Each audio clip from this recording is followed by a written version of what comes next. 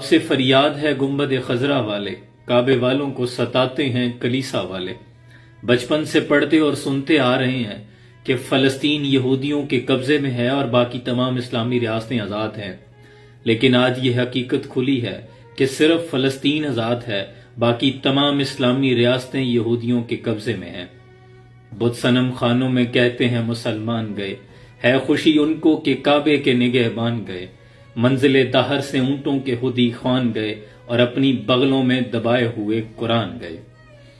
گونگی ہو گئی آج کچھ زبان کہتے کہتے، ہچکچا گیا میں خود کو مسلمان کہتے کہتے۔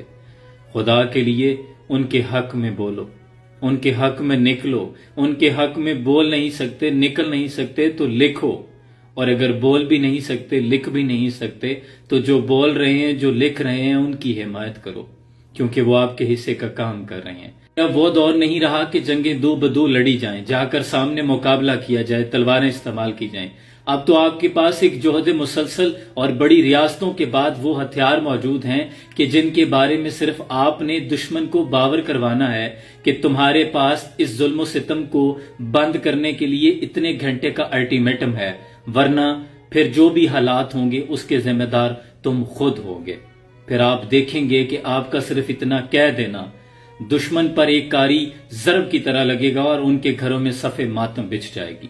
لیکن یہ کہنے کے لیے غیرت ایمانی کی ضرورت ہوتی ہے، اور اگر ایمان ہو تو 313 کا لشکر بھاری ہے، لیکن اگر ایمان غیرت دم توڑ جائے تو 57 ممالک کا اسلامی اتحاد بھی کچھ نہیں کر سکتا۔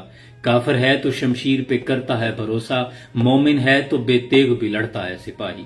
اب اختیار سے کہنا تھا کہ بولتے کیوں نہیں مظلوموں کے حق میں، زبانوں پہ آبلے پڑ گئے ہیں کیا؟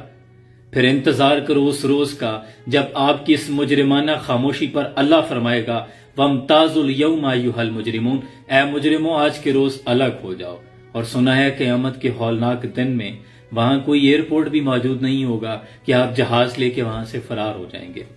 انتظار کریں، پھر وہ گھڑیاں آنے والی ہیں۔ سلام پہنچے۔